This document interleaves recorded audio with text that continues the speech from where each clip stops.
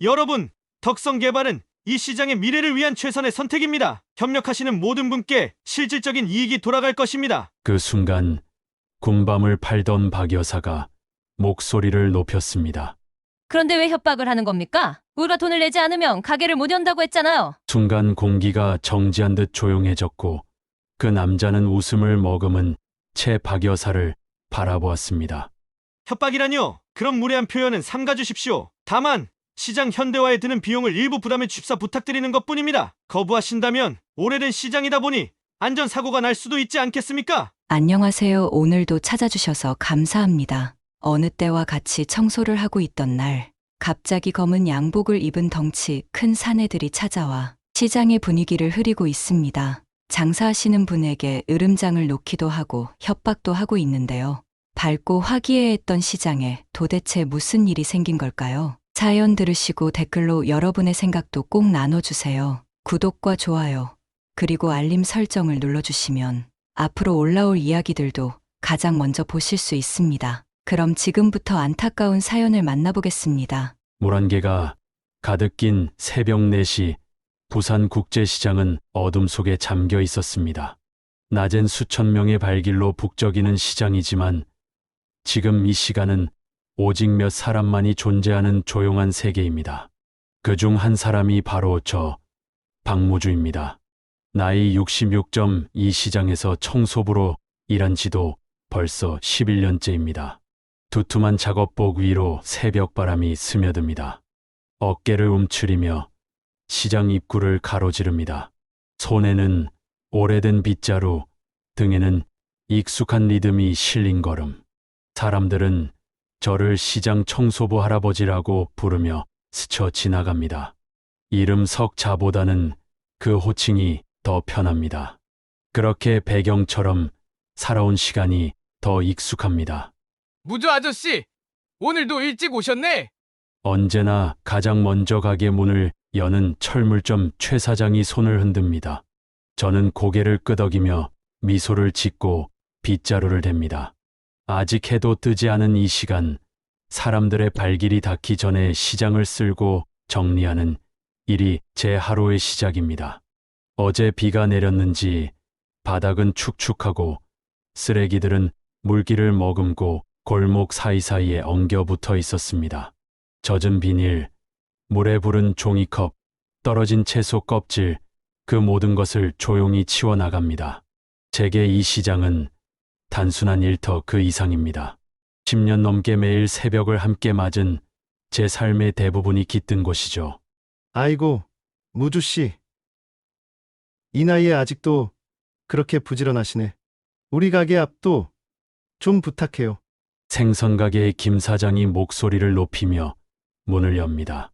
김 사장은 저에게 유일하게 박무주라는 이름을 자주 불러주는 몇 안 되는 사람 중 하나입니다. 저보다 5살 정도 어린 그와는 말없이 서로를 이해하는 묘한 동지의식 같은 게 있죠. 걱정 마세요. 김 사장님. 여긴 제 구역이잖아요. 익숙한 대화에 작은 웃음이 오갑니다. 김 사장은 바닷바람에 단련된 얼굴로 묵묵히 가게를 준비하고 저는 그 앞을 말끔히 정리해 줍니다. 그의 생선들이 새벽 햇살을 받기 전까지 저는 이 시장의 얼굴을 닦는 사람입니다. 하지만 오늘은 어딘가 달랐습니다. 뒷골목 방향에서 낯선 검은 SUV 차량이 서 있는 것이 보였습니다. 어제도 봤던 차량입니다. 차 안에 앉아 있는 사람들은 밖을 지켜보며 수첩 같은 걸 들고 무언가를 메모하고 있었죠. 시장 청소부로서 제게 익숙한 일은 아니지만 전 직업 덕분에 저는 이런 분위기에 민감합니다. 맞습니다. 한때 저는 북파 공작원이었습니다. 국경 너머로 들어가 정보를 수집하고 빠르게 빠져나오는 임무를 반복하며 살아왔습니다. 지금은 그 모든 게 먼 과거지만 몸에 밴 경계심과 직감은 아직 사라지지 않았습니다. 저 자들 무슨 냄새를 풍기는 거지? 하지만 고개를 가볍게 흔듭니다.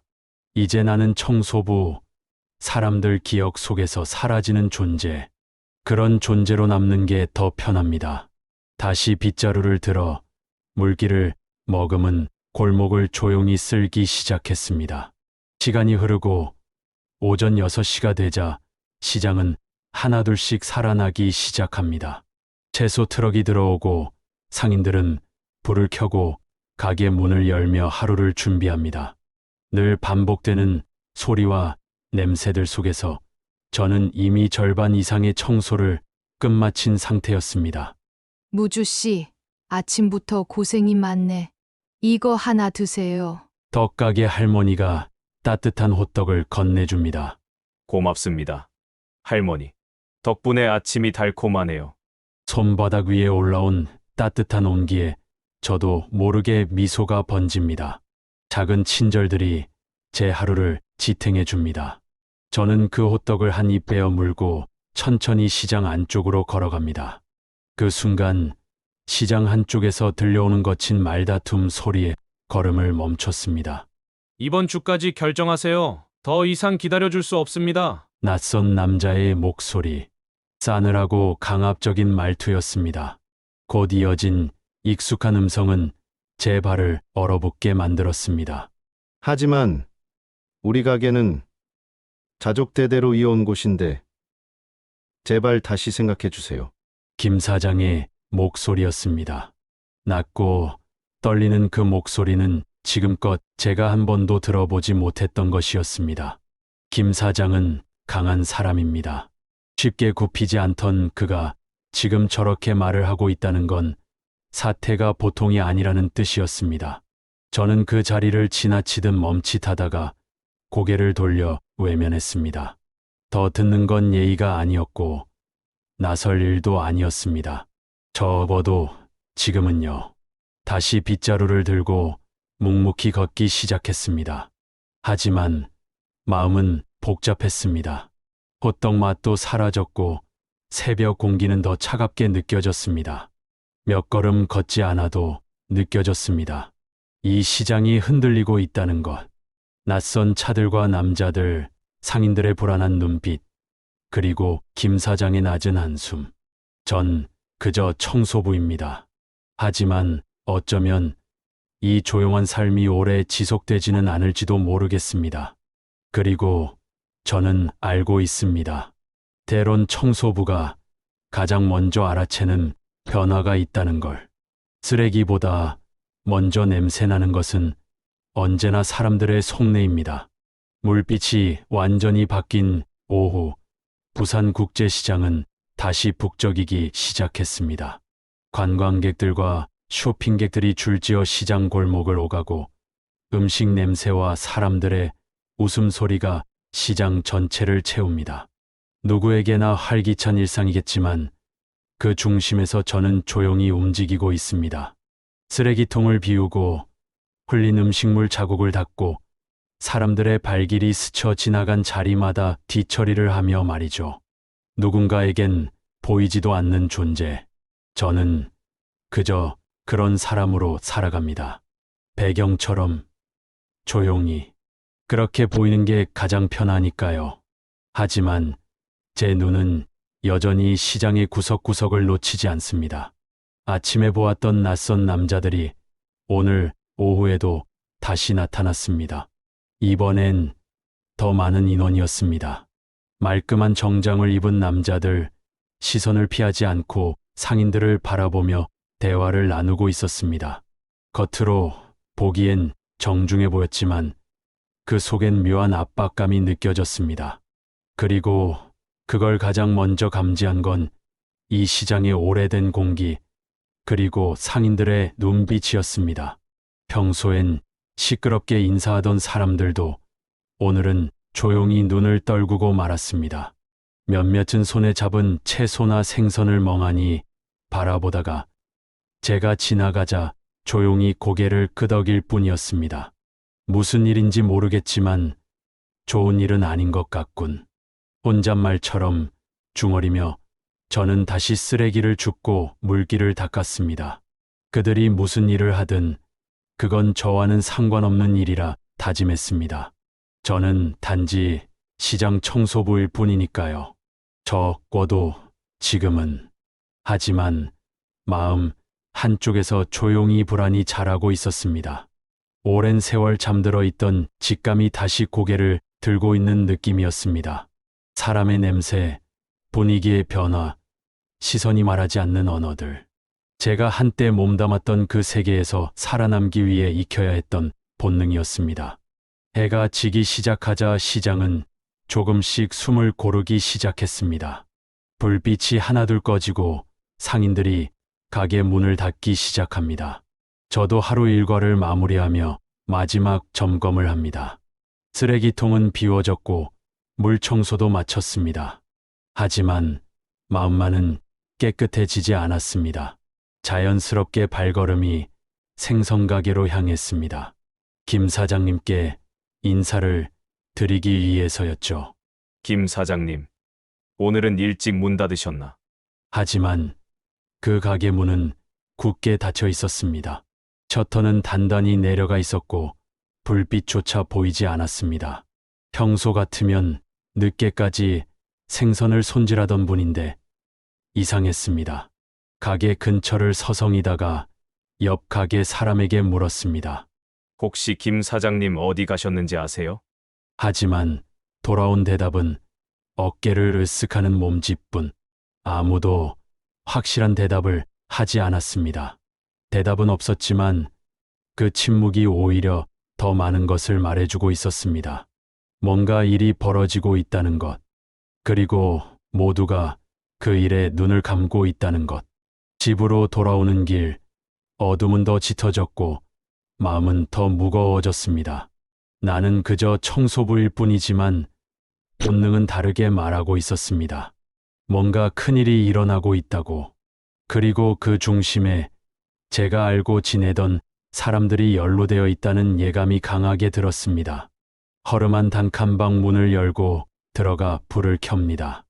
고요한 방 안 한쪽 구석에 놓인 낡은 트렁크가 눈에 들어옵니다. 그 안엔 아무에게도 보여준 적 없는 제 과거가 담겨 있습니다. 검은색 전투복, 낡은 무전기, 그리고 오랫동안 숨겨둔 기록들. 그 시절은 끝났다고 저 자신에게 수없이 말했지만 손을 얹었다가 다시 거둡니다. 아직은 때가 아니야. 그렇게 말하며 방 안에 불을 끄고 이불을 덮었습니다. 하지만 이 밤 오랜만에 과거의 꿈을 꿀 것 같은 예감이 강하게 들었습니다. 아침을 준비하기 위해 시계 알람을 3시 30분에 맞췄습니다. 내일도 평소와 다름없이 청소부 박무주의 하루를 시작할 것입니다. 그리고 그렇게 일주일이 흘렀습니다. 시간이 지나도 부산국제시장의 공기는 달라지지 않았습니다. 아니, 오히려 더 무거워졌습니다. 상인들의 표정은 굳어 있었고 말수는 눈에 띄게 줄었습니다. 눈을 마주치면 고개를 돌리는 사람이 많아졌고 모퉁이에서 웅성거리는 모습도 자주 보였습니다. 저는 여전히 매일 새벽 4시에 시장 입구에 도착해 빗자루를 들고 하루를 시작합니다. 겉보기엔 아무 일도 없는 평범한 시장의 하루. 하지만 그 속을 들여다보면 무언가 서서히 무너지고 있다는 느낌이 들었습니다. 그날 아침도 어김없이 빗자루질을 하던 중 철물점 최 사장이 저를 불렀습니다. 무주 씨, 요즘 시장이 이상하지 않소?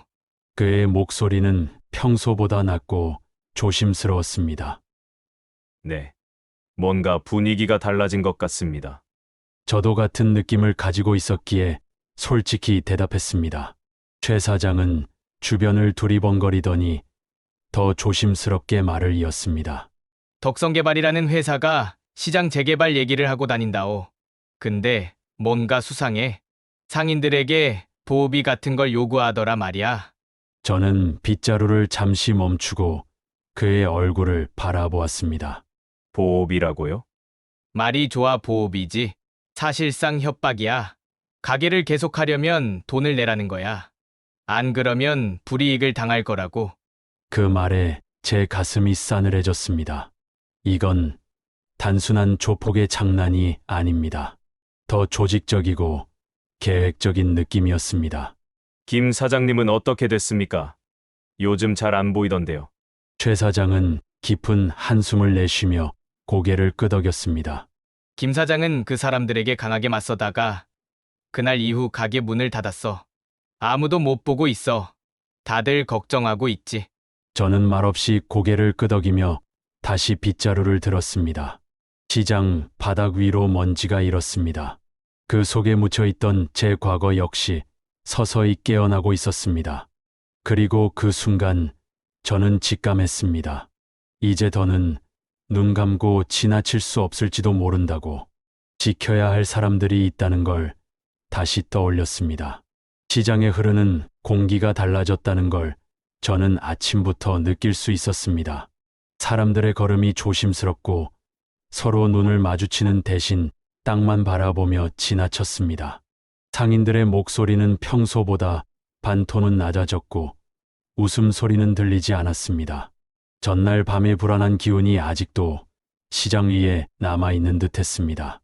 그러던 오후, 시장 중앙 광장에서 소란이 일어났습니다. 평소엔 버스킹 공연이나 이벤트로 붐비던 그곳에 검은 정장을 입은 남자들이 모여들었습니다. 상인들을 하나둘 모아놓고 중앙에 선 남자가 마이크도 없이 또렷한 목소리로 말을 시작했습니다. 저는 청소를 핑계로 그 무리 가까이 다가갔습니다. 허리를 굽혀 쓰레기를 줍는 척하면서 시선을 피한 채 귀를 기울였습니다. 여러분, 덕성 개발은 이 시장의 미래를 위한 최선의 선택입니다. 우리가 추진하는 현대화 사업은 단순한 건축이 아니라 새로운 기회를 만드는 일입니다. 협력하시는 모든 분께 실질적인 이익이 돌아갈 것입니다. 말은 그럴듯했습니다. 하지만 그가 웃을 때 그의 눈빛은 조금도 웃고 있지 않았습니다.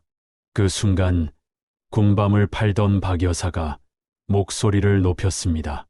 그런데 왜 협박을 하는 겁니까? 우리가 돈을 내지 않으면 가게를 못 연다고 했잖아요. 순간 공기가 정지한 듯 조용해졌고 그 남자는 웃음을 머금은 채 박 여사를 바라보았습니다. 협박이라뇨. 그런 무례한 표현은 삼가 주십시오. 다만 시장 현대화에 드는 비용을 일부 부담해 주십사 부탁드리는 것뿐입니다. 거부하신다면 오래된 시장이다 보니 안전사고가 날 수도 있지 않겠습니까? 차가운 말투, 비열한 미소, 그가 입은 말끔한 정장과 상반되는 잔인한 분위기가 피부에 와 닿았습니다. 상인들 중 몇몇은 고개를 떨궜고 다른 이들은 서로의 얼굴을 보며 당황한 기색을 감추지 못했습니다. 저는 묵묵히 빗자루를 움직이며 그 장면을 눈과 귀에 깊이 새겼습니다. 그날 저녁 시장의 불이 하나둘 꺼져가도 저는 청소를 핑계로 남아 있었습니다. 가게들이 문을 닫고 인적이 드물어진 틈을 타 덕성 개발 측 인물 몇 명이 시장 안쪽의 오래된 창고로 들어가는 모습을 포착했습니다. 호기심, 아니, 직감이 저를 움직였습니다. 저는 조용히 그 뒤를 따랐습니다. 창고 외벽, 창문 하나가 살짝 열려 있었습니다.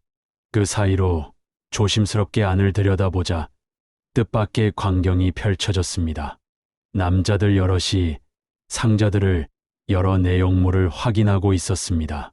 군용 포장처럼 보이는 금속 상자 안에는 총기 부품으로 보이는 물체들이 조심스레 쌓여 있었습니다. 또 다른 상자에서는 작은 비닐 포장들이 꺼내졌습니다. 밝은 조명 아래 비친 그것은 누가 봐도 마약이었습니다. 다음 주 선적 준비는 다 됐나? 중앙에 선 남자가 물었습니다. 예, 사장님. 시장 지하 통로를 통해 항구로 바로 옮길 수 있습니다. 경찰의 감시도 없고 그 루트는 완벽합니다. 제 심장이 빠르게 뛰기 시작했습니다. 그들은 단순한 부동산 업자가 아니었습니다. 부산국제시장을 밀수 경로로 이용하려는 국제범죄 조직이었습니다. 바로 그때였습니다. 제 발이 뒤로 물러나다가 쓰레기통을 살짝 건드렸습니다. 금속이 바닥에 닿는 소리가 뚜렷하게 울려 퍼졌습니다. 누구야? 밖에 누가 있어? 안에서 누군가 소리쳤고 발소리가 가까워졌습니다. 저는 재빨리 몸을 낮추고 청소부의 본분처럼 쓰레기를 줍기 시작했습니다. 문이 벌컥 열리며 한 남자가 나왔습니다. 뭐 하는 거요? 할아버지? 그의 눈빛은 의심으로 가득 차 있었습니다. 죄송합니다. 청소하다가 실수로 여긴 평소에도 자주 정리하러 오는 곳이라. 고개를 깊이 숙이며 최대한 자연스럽게 말했습니다. 잠시 저를 뚫어지게 보던 남자는 곧 시선을 거두었습니다. 이 시간에 청소는 그만하고 돌아가세요. 여기 어두워서 위험하니까. 네, 알겠습니다. 저는 느릿하게 몸을 일으켜 시장 밖으로 걸어 나왔습니다. 발걸음은 무겁고 조심스러웠지만 머릿속은 빠르게 돌아가고 있었습니다. 그날 밤 방으로 돌아와 오래된 트렁크를 열었습니다. 그 안엔 바랜 사진들과 기록물, 오래된 무전기와 해킹 장비 일부가 여전히 고이 잠들어 있었습니다. 저는 트렁크 안에서 작은 검은 노트를 꺼냈습니다. 북파 공작원 시절 임무 수행 후 매번 작성하던 기록 노트. 책상에 앉아 오늘 본 것들을 세밀하게 적기 시작했습니다. 날짜, 시간, 인원수, 대화 내용, 사용된 장소, 지하 통로원. 마치 오래된 감각이 몸을 다시 장악하는 기분이었습니다. 펜을 쥔 손은 미세하게 떨렸지만 마음은 놀랍도록 차분했습니다. 기록을 마친 후 창밖을 바라보았습니다. 이제 어떻게 해야 하나? 경찰에 신고하는 것이 당연한 수순처럼 보였지만 그들이 언급한 경찰의 감시도 없다는 말이 계속 마음에 걸렸습니다. 내부에 협조자가 있을 수도 있었습니다. 게다가 김 사장의 행방. 그는 이들에 맞서겠다 말했던 유일한 상인이었고 지금은 종적을 감추었습니다. 그가 어디에 있는지도 알 수 없다는 사실이 제 발을 묶었습니다. 무작정 움직였다간 누군가가 더 다칠 수도 있었습니다. 하지만 분명한 건 하나였습니다. 이건 단순한 시장의 재개발 문제가 아니었습니다. 누군가는 이 판을 막아야 했고 아무도 나서지 않는다면 그 역할은 제가 맡아야 할지도 몰랐습니다. 다음 날 새벽 3시 30분 시계 알람이 울리고 저는 평소처럼 일어났습니다. 빗자루를 들고 시장으로 향하는 길, 제 표정은 평온했지만 마음은 그렇지 않았습니다. 눈은 여전히 청소부의 눈이었지만 그날부터 저는 다시 공작원의 시선으로 세상을 보기 시작했습니다. 그리고 이 전쟁은 조용히 시장이라는 이름의 전장에서 시작되고 있었습니다. 며칠이 흘렀습니다. 김 사장의 생선 가게는 여전히 문을 열지 않았습니다. 낡은 셔터는 굳게 닫힌 채 먼지만 쌓여갔고 이따금 생선을 사러 왔던 단골 손님들이 고개를 갸웃거리며 발길을 돌리곤 했습니다. 시장은 점점 더 무거운 공기에 잠식되어 갔습니다. 덕성개발 측 사람들은 더 이상 말로 설득하려 하지 않았고 이제는 대놓고 이합적인 분위기를 내뿜으며 시장을 장악해 갔습니다. 하나둘 상인들이 그들의 요구에 굴복했습니다. 처음엔 말이 없던 사람들이 서서히 목소리를 줄여갔고 장부를 정리하던 손길은 주저하며 봉투를 건넸습니다. 그날 아침 떡집 할머니가 떨리는 목소리로 말을 걸어왔습니다. 무주 씨, 들었어요? 어제 야채 가게 박씨네 불 났대요. 불이요? 저는 빗자루를 멈추며 물었습니다. 다친 분은 없습니까? 다행히도 사람은 없었는데 전기 누전이라는데 그게 다 덕성 개발 사람들 때문이라는 얘기가 많아요. 박 씨가 반대했거든요. 그랬더니 그 다음 날 바로 그런 일이. 덕집 할머니는 목소리를 낮추고 주변을 살폈습니다. 저는 아무 말 없이 고개를 끄덕이며 빗자루를 다시 움켜쥐었습니다. 손에 힘이 들어갔고 나뭇결이 손바닥에 파고드는 느낌이 생생했습니다. 이럴 때일수록 감정을 드러내선 안 됩니다. 수십 년 전 북쪽 땅에서 배운 건 그런 거였습니다. 마음이 아무리 들끓어도 얼굴은 무표정해야 하고 손끝은 평온해야 했습니다. 김 사장 소식은 없습니까? 조심스레 물었습니다. 덕집 할머니는 한참을 망설이다가 입을 열었습니다. 소문에 그 사람들 창고로 끌려갔다는 말이 있어요. 처음부터 반대했잖아요. 눈에 많이 띄었지. 그 순간 심장이 철렁 내려앉았습니다. 김 사장, 평소엔 툴툴대면서도 장사꾼으로서의 자부심이 강했고 누구보다 이 시장을 아꼈던 사람이었습니다. 그런 그가 위험에 처해 있다면 나는 더 이상 주저할 수 없었습니다. 그날 밤 집에 돌아오자마자 트렁크를 꺼냈습니다. 자물쇠를 풀고 뚜껑을 열자 그 안에는 시간 속에 봉인된 제 과거가 있었습니다. 오래된 흑백 사진, 젊은 시절의 제 모습, 군복을 입고 어딘가를 응시하는 눈빛. 그 아래에는 낡은 가죽 케이스가 있었습니다. 케이스를 열자 정갈하게 정돈된 도구들이 모습을 드러냈습니다. 자물쇠 따개, 소형 도청기, 고주파 감지기, 카메라 렌즈를 감지하는 미러 한대, 이 모든 게 저의 일상이었죠. 마지막으로 이걸 쓴 게 언제였더라? 작게 중얼이며 손끝으로 도구들을 확인했습니다. 노인은 정보를 모으기엔 불리한 존재입니다. 하지만 청소부는 시끄러운 장사꾼들 사이를 조용히 오가며 누구도 눈여겨보지 않는 존재. 오히려 정보 수집엔 최적의 위장이었습니다. 그 다음 날부터 행동을 시작했습니다. 시장 바닥을 쓸며 쓰레기를 모으는 척하면서 사람들의 동선을 살폈습니다. 덕성 개발 측 사람들이 언제 어디에 머무는지, 어떤 차를 타고 다니는지, 누구와 주로 이야기하는지 머릿속에 하나씩 기록했습니다. 매일 오후 3시 검은 세단이 시장 후문을 통해 들어왔습니다. 트렁크에 실린 무언가를 창고로 옮겼고 밤 11시쯤엔 또 다른 차가 도착해 물건을 실어 갔습니다. 그들이 가장 많이 사용하는 장소는 시장 동쪽 끝 오래된 창고였습니다. 그곳은 오래전부터 물건을 쌓아두는 용도로 쓰였지만 이제는 밀수품의 통로가 된 듯했습니다. 화장실 청소를 하던 중 뜻밖의 대화를 엿듣게 됐습니다. 그 생선가게 주인 계속 고집부리네. 사장님이 내일 밤에 처리하기로 했다며. 다른 놈들 본보기로 삼는 거지. 너무 오래 끌었어. 그 순간 온몸이 얼어붙었습니다. 김 사장이 아직 살아있고 내일 밤 그들은 그를 없앨 계획이었습니다. 남은 시간은 단 하루. 저는 그날 밤 다시 창고를 찾았습니다. 자물쇠는 여전히 그 자리에 있었고 손에 익은 기술로 어렵지 않게 열 수 있었습니다. 문을 열고 조심스럽게 안으로 들어섰습니다. 창고 안은 생각보다 넓고 복잡했습니다. 컨테이너 박스 상자들, 수많은 물건들이 어지럽게 쌓여 있었습니다. 그중 한쪽 벽을 따라 난 작은 문, 그 안에는 지하로 향하는 통로가 있었습니다.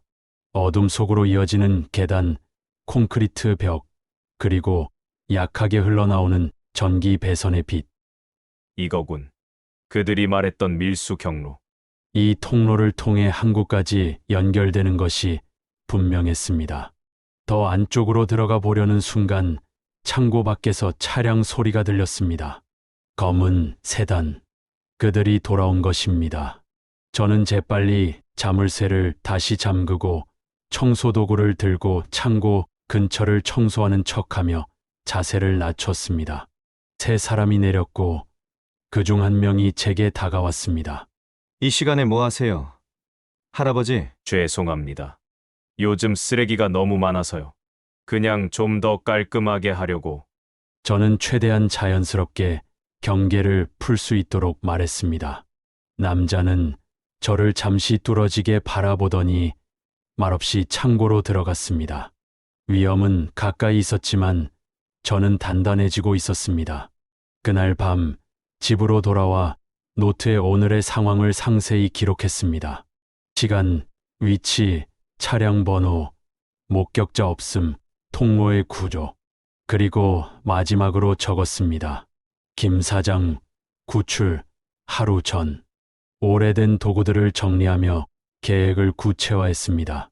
진입 시간, 도주 경로, 증거 확보 방법, 그리고 무엇보다 그를 어떻게 안전하게 데려올 것인지 창밖을 바라보았습니다. 부산의 밤은 고요했지만 그 고요 속에 무언가 요동치고 있었습니다. 내일이면 모든 게 결정될 거야. 그 말은 다짐이자 기도였습니다. 그리고 저는 다시 공작원으로 돌아갈 준비가 되어 있었습니다. 새벽 3시, 평소보다 1시간 일찍 집을 나섰습니다. 오늘은 단순한 청소부 옷차림 아래 특별한 준비를 감추었습니다.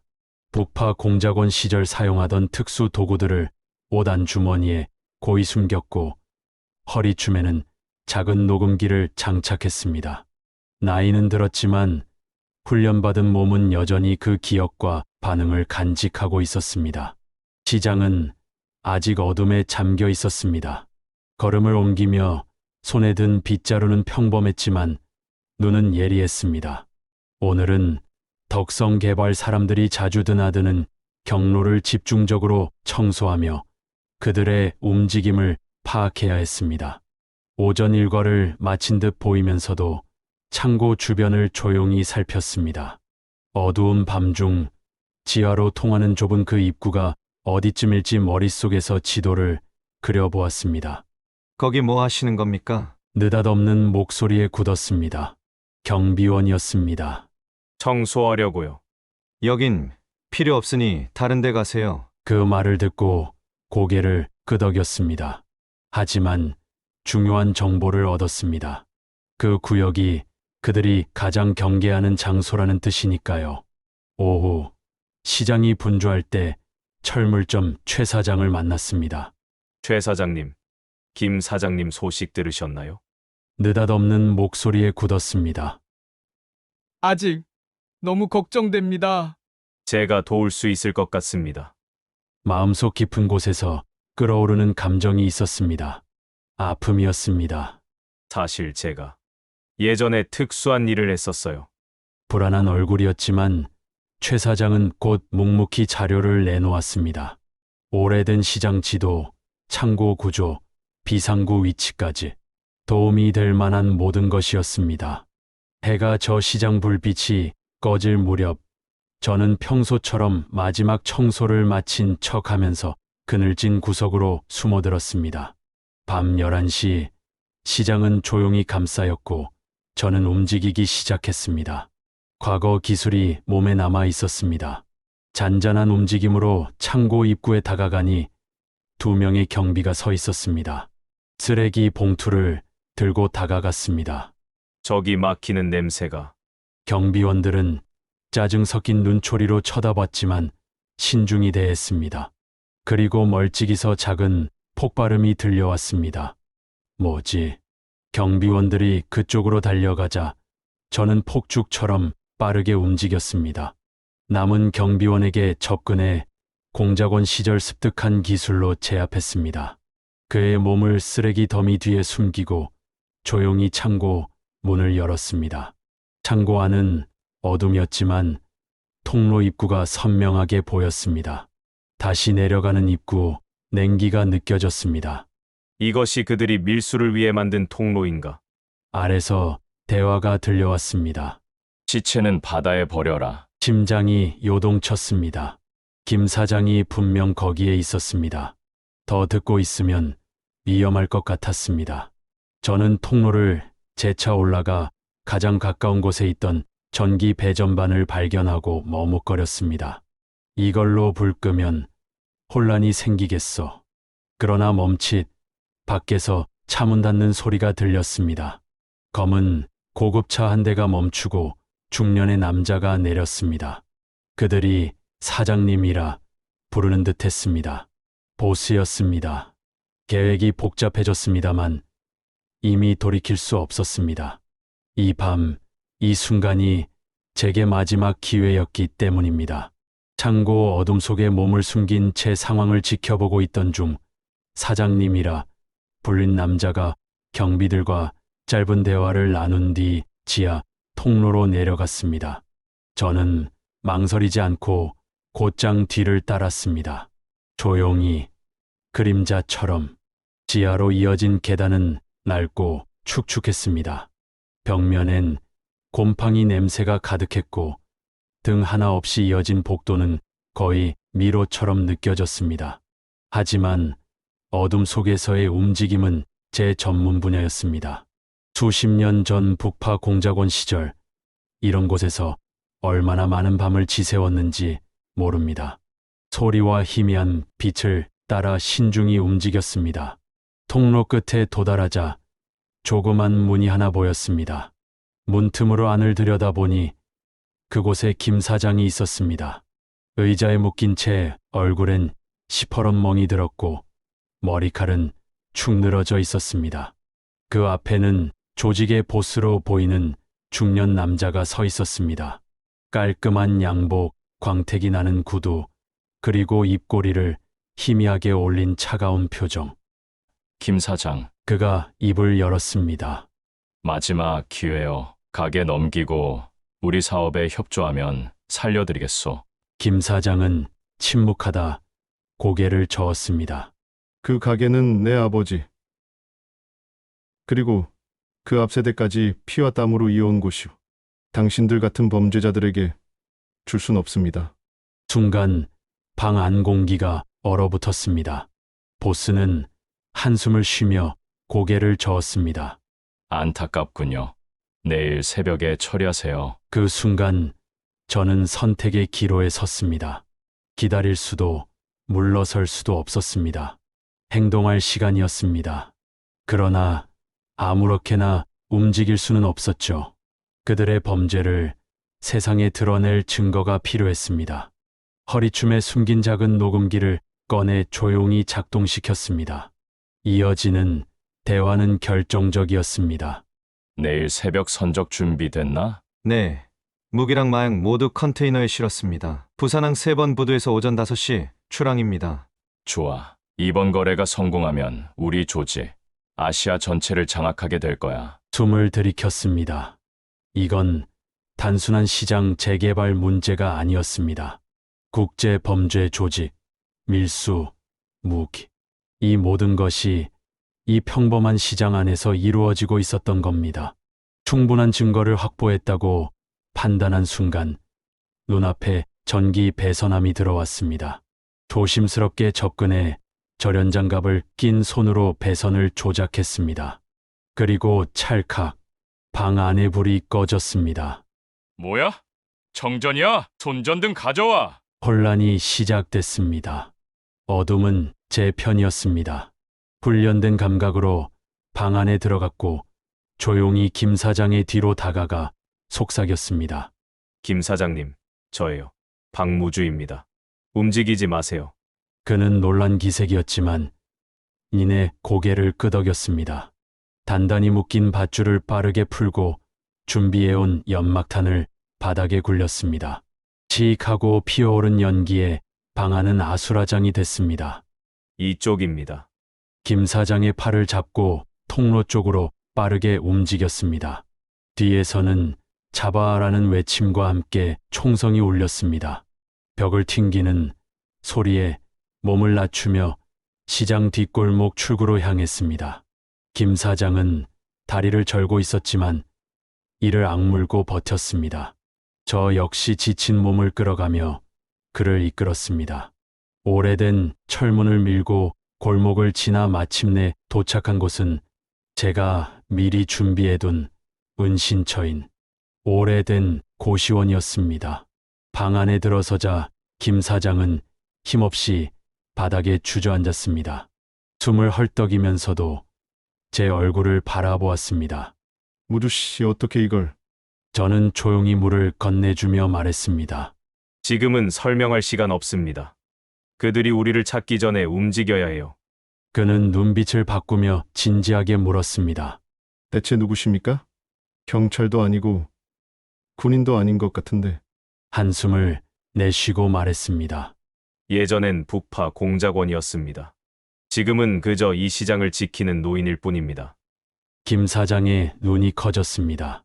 그럼 그 기술들은 다 옛날 이야기입니다.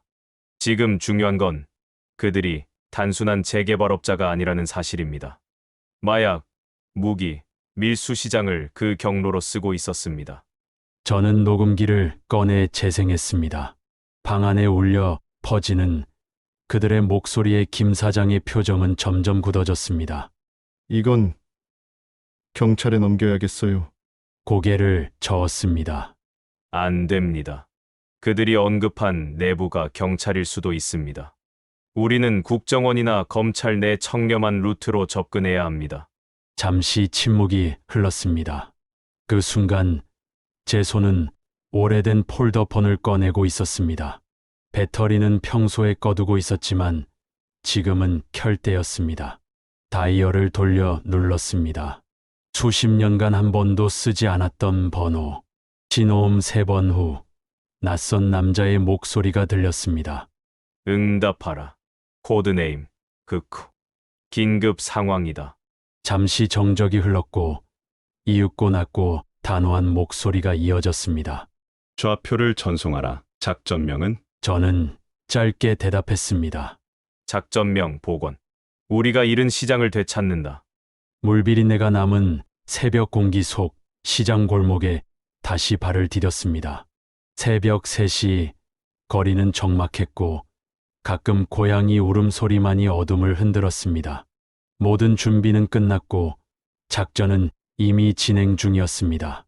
국정원 비밀팀은 진입 지점 근처에서 대기 중이었고 나는 마지막 확인을 위해 시장으로 돌아왔다. 김 사장은 미리 정해둔 고시원에 안전하게 남겨두었습니다. 절대 밖에 나오지 마십시오. 일이 끝나면 연락드리겠습니다. 무두 씨 꼭 무사히 돌아오십시오. 그의 눈에선 공포와 안도의 감정이 교차했습니다. 그도 이제 알았습니다. 시장 청소부라 믿었던 사내가 단순한 인물이 아니라는 것을. 시장 입구 근처로 다가가자 덕성 개발의 사내들이 분주히 움직이고 있는 모습이 눈에 들어왔습니다.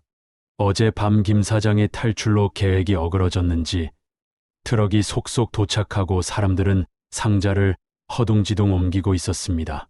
그 안엔 분명 무기와 마약이 들어있을 터였다. 그들이 증거를 없애기 전에 움직여야 했습니다. 몸을 낮추고 트럭 밑으로 기어들어가 작고 평평한 추적 장치를 붙였습니다. 동작은 조용했고 손놀림은 여전히 정확했습니다. 이어 창고 뒤편의 철제 배관을 타고 지붕으로 올라섰습니다. 숨을 고르며 옛날처럼 무릎을 굽혔습니다. 이런 나이에도 몸은 아직 움직일 수 있었습니다. 시장의 긴 하루가 끝난 후 남몰래 해왔던 체력 단련이 이제야 빛을 발하고 있었습니다. 지붕 창문을 통해 내부를 엿보니 사장님이라 불리는 남자가 무장한 부하들과 함께 서 있었습니다. 10명쯤 되어 보였습니다. 무모한 정면 돌파는 의미 없었습니다. 나는 플랜 B를 시행했습니다. 창고 전기 배선을 찾아 조작하고 두 손으로 전선, 피복을 벗겨 꼬아 연결했습니다. 이윽고 창고 안은 암흑에 잠겼습니다. 젠장, 또 정전이야! 손전등 어딨어? 혼란이 시작되자 어둠 속으로 몸을 날렸다. 입구 쪽 경비원 하나를 조용히 제압하고 그가 들고 있던 무전기를 꺼내 벨트에 꽂았습니다. 전광석과 같은 움직임으로 안쪽으로 침투했습니다. 첫 번째, 두 번째, 세 번째 목덜미, 턱, 팔꿈치 뒤 관절을 정확히 노려 하나씩 쓰러뜨렸습니다. 그들의 몸이 힘없이 바닥에 나뒹굴었지만 소음은 거의 없었습니다. 하지만 오래 가지 않았습니다. 비상등이 켜졌고 희미한 붉은 빛이 창고를 물들였습니다. 나는 그 빛 속에서 모습을 드러냈습니다. 거기 누구야? 뭐야, 청소부 아냐? 어제 그 늙은이잖아. 김 사장을 빼돌린 게 당신이군. 사장님의 음성은 당혹과 분노로 떨렸습니다. 나는 조용히 빗자루를 내려놓고 발을 넓게 벌려 무게중심을 낮췄습니다. 전투 자세였습니다. 청소부가 이러진 않지. 내가 낮게 말했습니다. 잡아! 지금 당장! 건장한 사내 셋이 달려들었습니다. 나는 숨을 고르고 중심을 단단히 잡은 뒤 움직였습니다.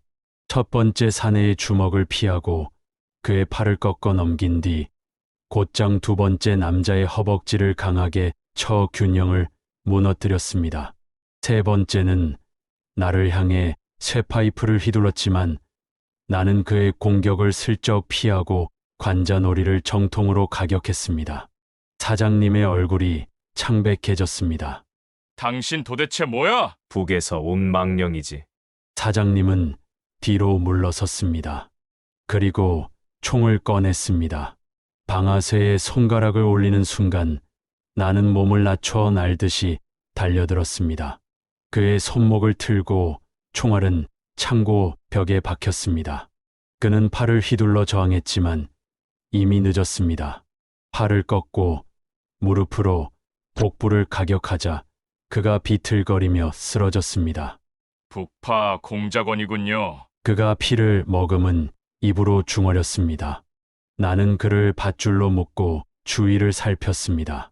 그 순간 창고 문이 거세게 열렸습니다. 정지! 움직이지 마! 검은 복장의 요원들이 일제히 뛰어들었습니다. 선두엔 젊은 요원이 서 있었습니다. 정확히 시간에 맞춰 왔군. 내가 말했습니다.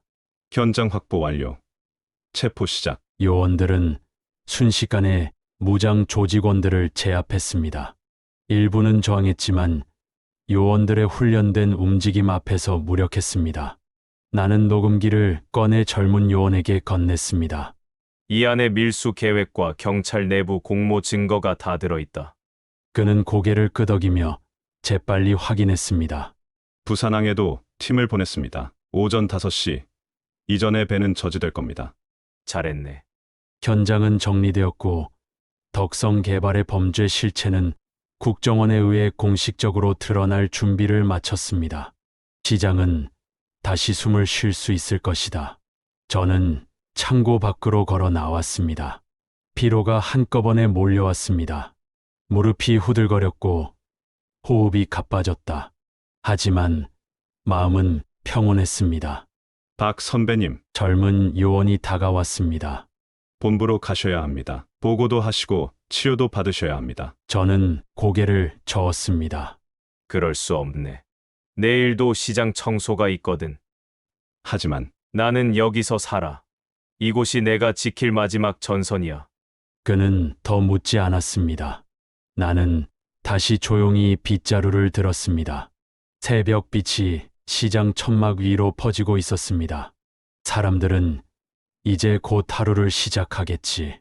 그들이 다시는 두려움 없이 장사할 수 있도록 나는 이곳에 남는다. 그리고 오늘도 평범한 청소부처럼 아니, 시장의 마지막 파수꾼처럼 나는 또 한 번 하루를 시작했습니다.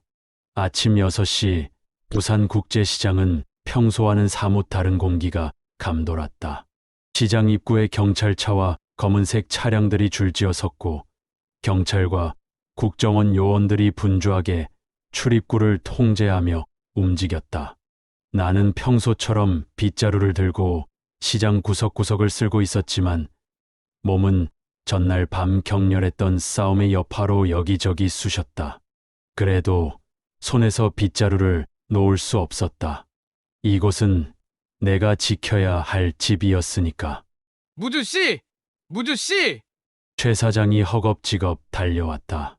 그의 얼굴에는 놀라움과 기대가 교차했다. 어젯밤에 무슨 일이 있었던 거요? 덕성 개발 사람들이 다 잡혔다는 소문이 있어요. 나는 무덤덤하게 대답했다. 아, 그런가요? 저는 잘 모르겠네요. 아침부터 청소하느라 정신없었으니까. 최 사장은 내 대답에 의아해했지만 곧 다른 상인들과 어울려 소식을 나누며 활기찬 분위기를 만들어냈다. 평소 같으면 어수선하기 마련인 아침이었지만 오늘은 어딘지 모르게 희망이 섞여 있었다.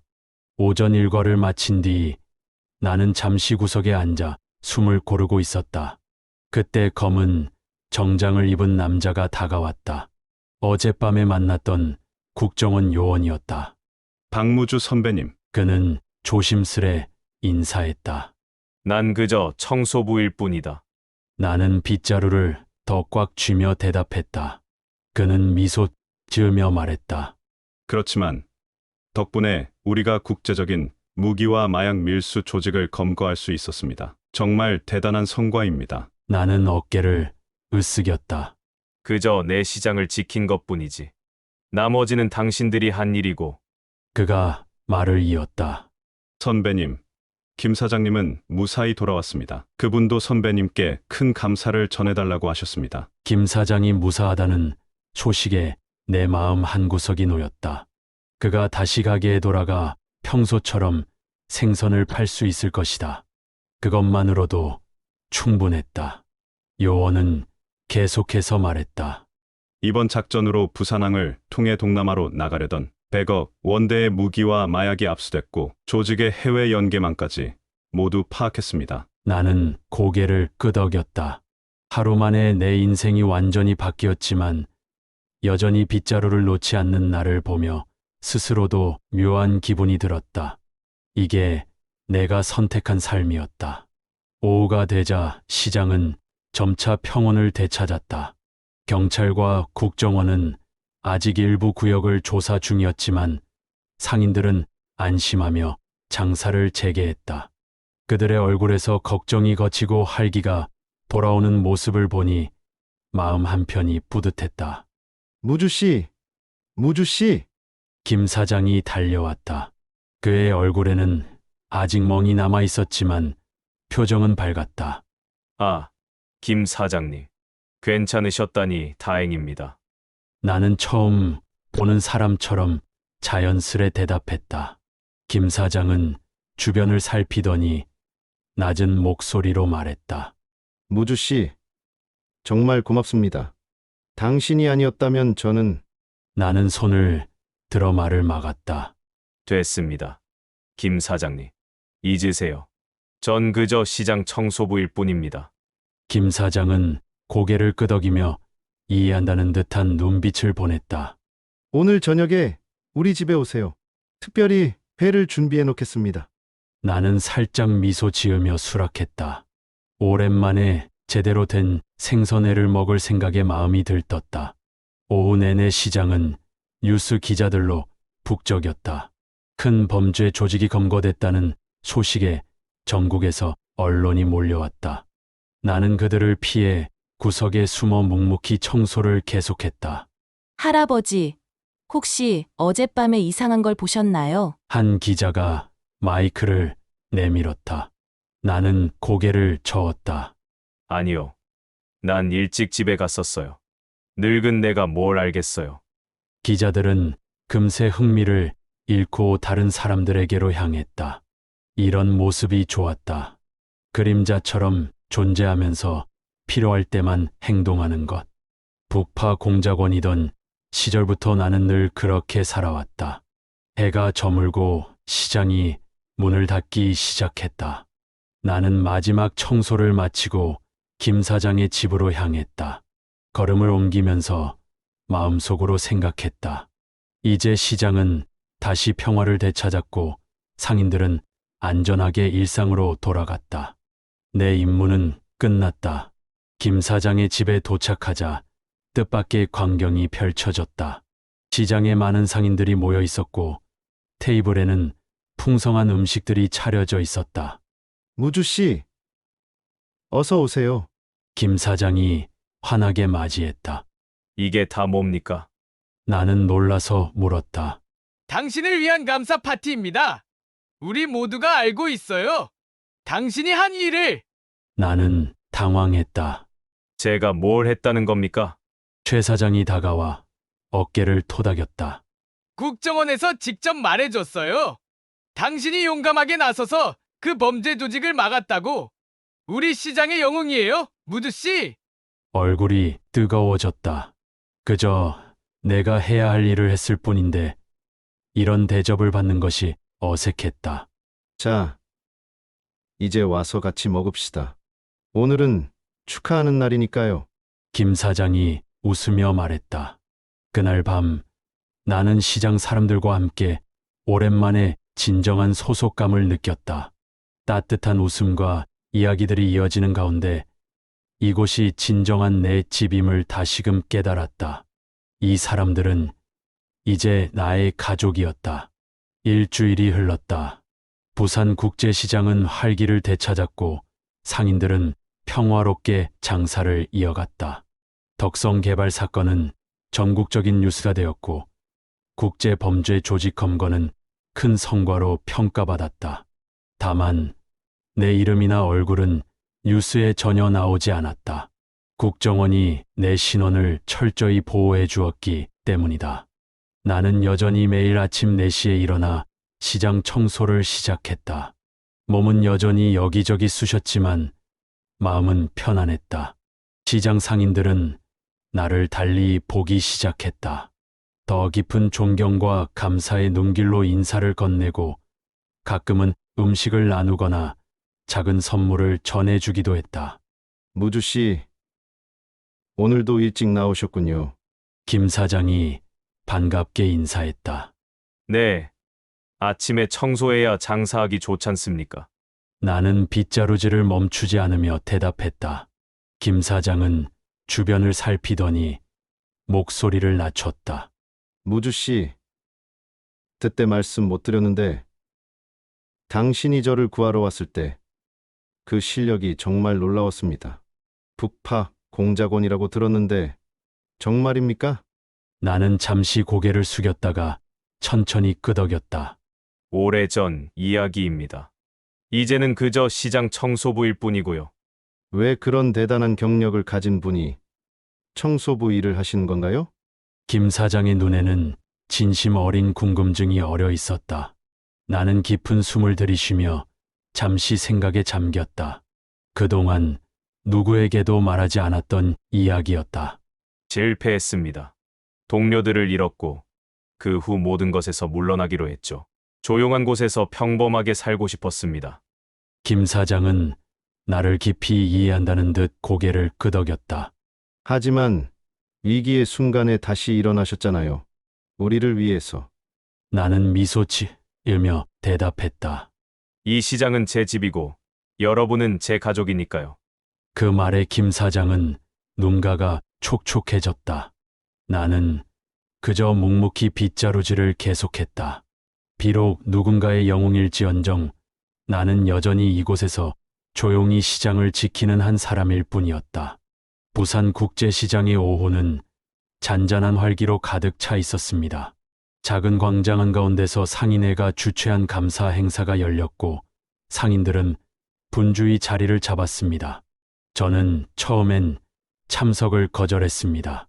무심한 듯 청소 도구만 쥐고 있을 생각이었지만 상인들의 간곡한 부탁과 눈빛을 외면할 수 없었습니다.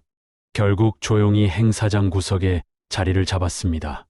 우리 시장의 영웅 박무주 씨에게 감사의 마음을 전합니다. 회장이 힘주어 외치자 시장 사람들 모두가 우렁찬 박수로 화답했습니다.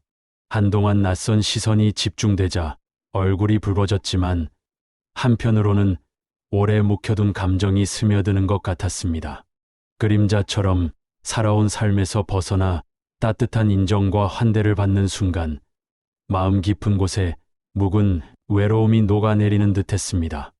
행사가 끝난 후 저는 다시 빗자루를 들고 시장 구석구석을 닦기 시작했습니다. 그때 시장 입구의 검은색 차 한 대가 천천히 멈췄고 차에서 국정원 요원이 조심스레 내렸습니다. 박무주 선배님, 잠시 시간 있으십니까? 그가 조용히 물었습니다.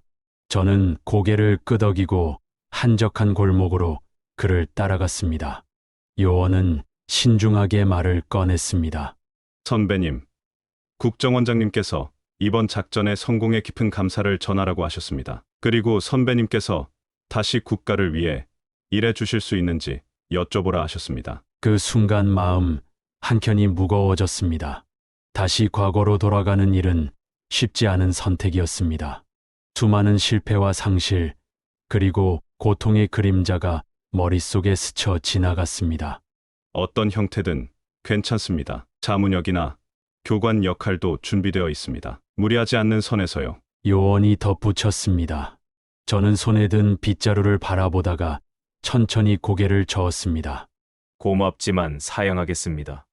난 여기, 이 시장이 내 나라예요. 요원은 잠시 실망한 표정이었지만 곧 이해한다는 듯 고개를 끄덕였습니다. 언제든 마음이 바뀌시면 연락 주세요. 그렇게 그는 조용히 자리를 떠났습니다. 돌아서면서 다시 빗자루를 움켜쥐고 청소를 시작했습니다. 해가 저물며 시장이 서서히 문을 닫기 시작했습니다. 점포 불빛이 하나둘 꺼지고 상인들과 손님들이 하루의 일을 마치고 떠나갔습니다. 남은 것은 어둠 속의 고요한 시장뿐이었고 저는 그 고요함 속에서 편안함을 느꼈습니다. 집으로 돌아가는 길 문득 하늘을 올려다봤습니다.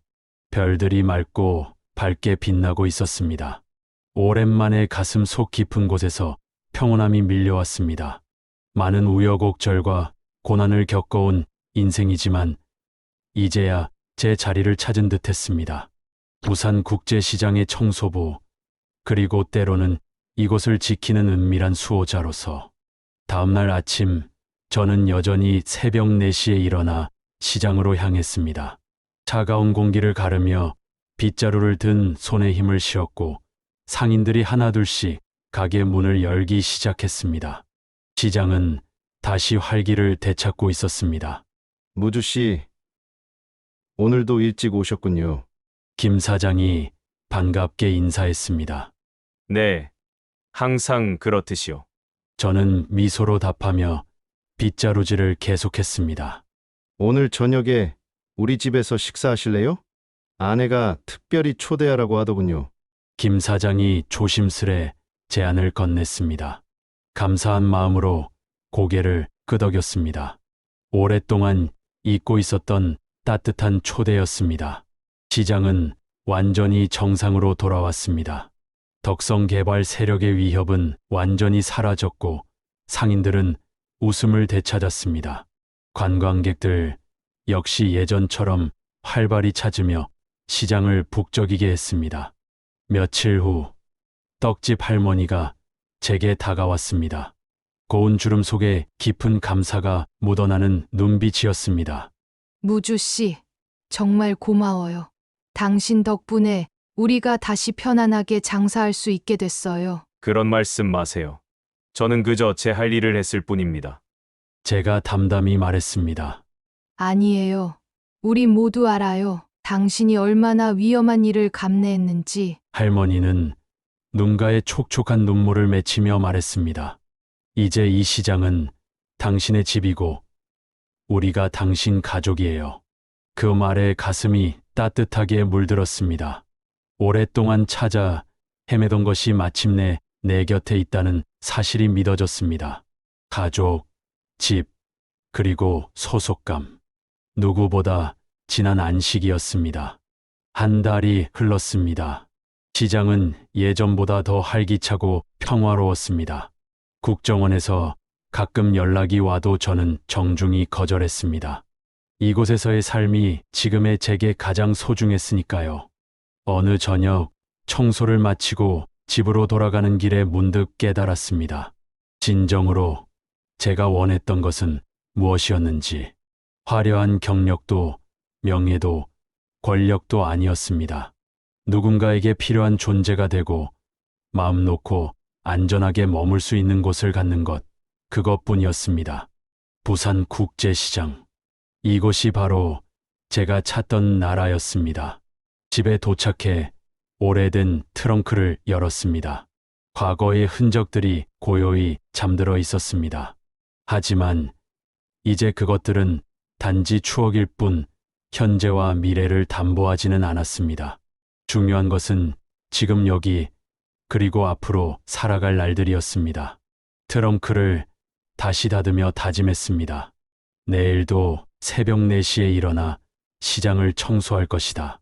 상인들과 인사를 나누고 관광객들이 안전하게 쇼핑할 수 있도록 이곳을 깨끗하게 유지할 것이다. 또다시 이 시장을 위협하는 일이 벌어진다면 나는 다시 일어설 것이다. 왜냐하면 이곳은 내 나라이고 이 사람들은 내 가족이니까. 창밖을 바라보며 혼잣말을 내뱉었습니다.